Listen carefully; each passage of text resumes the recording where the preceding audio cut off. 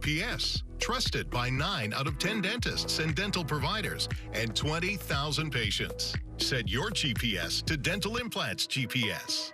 Call today to get all the facts about full mouth GPS dental implants.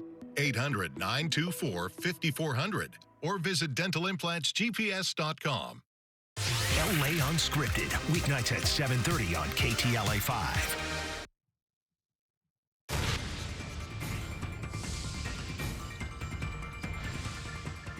Breaking news now at 4. The LAPD's next chief of police has just been sworn in. Mayor Karen Bass nominated veteran officer Jim McDonnell in October after a nationwide search. We'll bring you his remarks live as soon as they happen.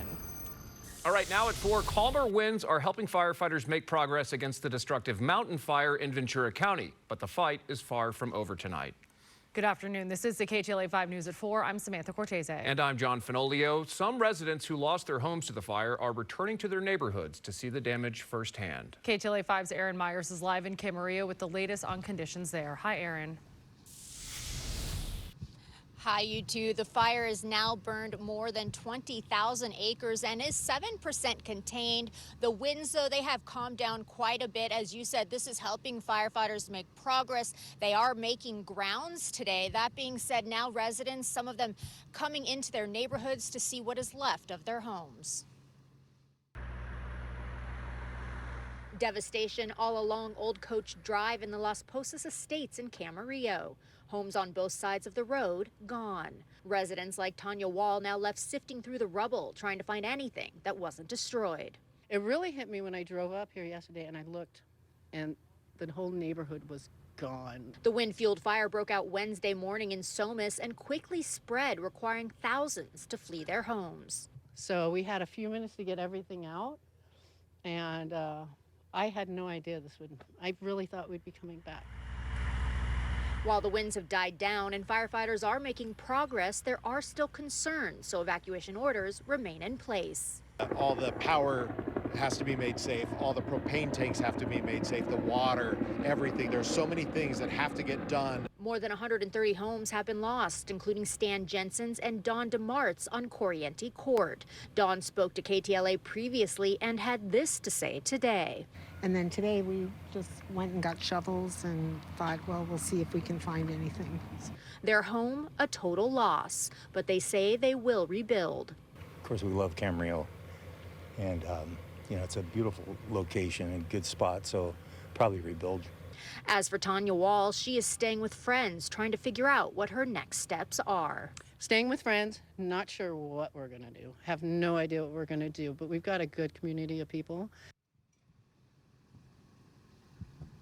Now, officials tell me that their goal is to get people back into their homes as soon as possible, but of course safely. At this time, though, they do not know when that's going to happen. They are holding a news conference at 6 o'clock tonight, which should have the latest updates. Reporting live here in Camarillo, I'm Aaron Myers. I'll send it back to you both in the studio. And going back, thank you, Aaron, to that breaking news. LA City Council just confirmed Jim McDonnell as the next LAPD chief. He's making remarks now to the media. Let's listen in. It's been a long day, but a great day. And moving forward, I got a lot of input from people, different perspectives, a lot of passion. Happy to hear it as far as information to move forward with, and look forward to working with the groups that you heard from in there in the weeks and months ahead.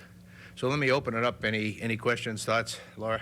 Chief, we've been hearing impassioned voices from the undocumented community who said they're very fearful of the Trump administration, right, and by extension, your new regime. Right.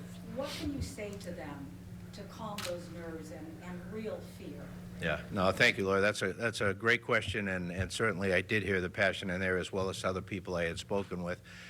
There's a lot of talk across the country on what's going to happen, what's not going to happen. What I can say is here that, you know, any talk of mass roundups or the police department being involved in that thing, we don't do that kind of thing. We would alienate much of our population, much of our community by doing anything like that. So it would make no sense for us to do that. We have no interest or desire to do any of those kind of things. We're here to keep everybody safe in all communities throughout our city, and the way we do that is by nurturing trust, building on the relationships we have and making them better, but try and ensure that people understand that when they call the LAPD, there is no additional risk as far as your immigration status. It's all about us getting out there, providing service to you, and doing it in the best manner that we can possibly.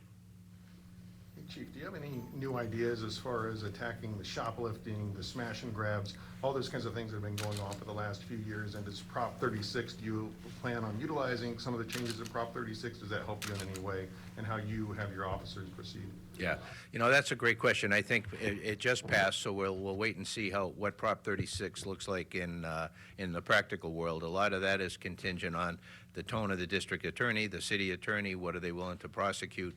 We'll work closely with them as partners in the system, and so it'll be, I think, getting a feel. But what it does do is it does do some things. It doesn't do other things. What it does do is puts guardrails up and parameters as to what's permissible, what's not permissible. There was a lot of gray out there before in recent years. What it doesn't do is provide the funding necessary to get people into the care and treatment that they need as an alternative.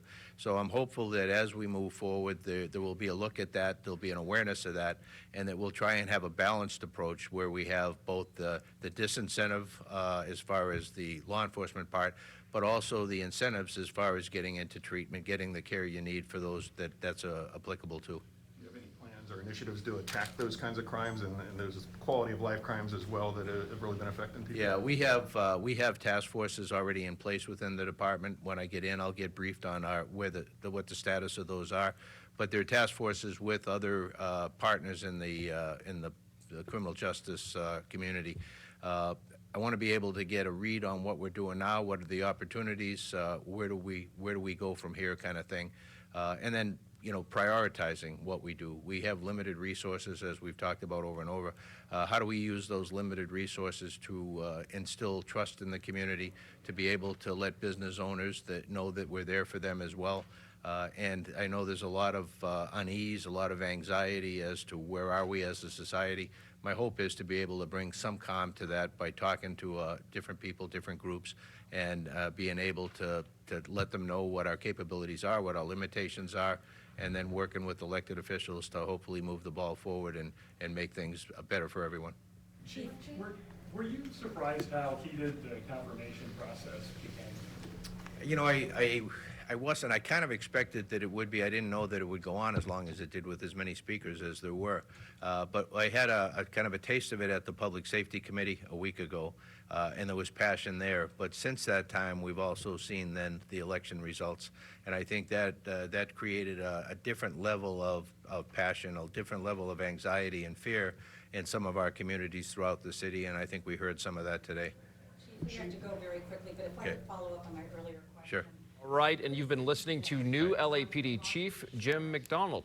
We're going to toss it over now to Kai Goldberg with weather. Kai, what's it look like out there? Well, thanks very much, John. Good to have you back, by the way. And yeah, much improved conditions here in Southern California, folks. We've, of course, have been discussing with you, and we've been working as far as giving you all the information on the mountain fire up in the Camarillo Heights area. And I've got great news as we continue to take a look at the data at the top of your screen. No wind gusts on the fire lines. And even better news, we're beginning to see the humidity values on the rise right now at about 29%. And the reason for that being is that we're beginning to see just a little bit of a southwesterly flow coming off of the ocean, so that ocean air with the moisture in it continuing to bring much improved conditions to the fire lines. And you can see again all these areas through Ventura, Santa Barbara County, looking at relative humidity values into the low to upper 30s. Otherwise, though, we're still looking at dry conditions, but the good news once again is that the red flag as well as the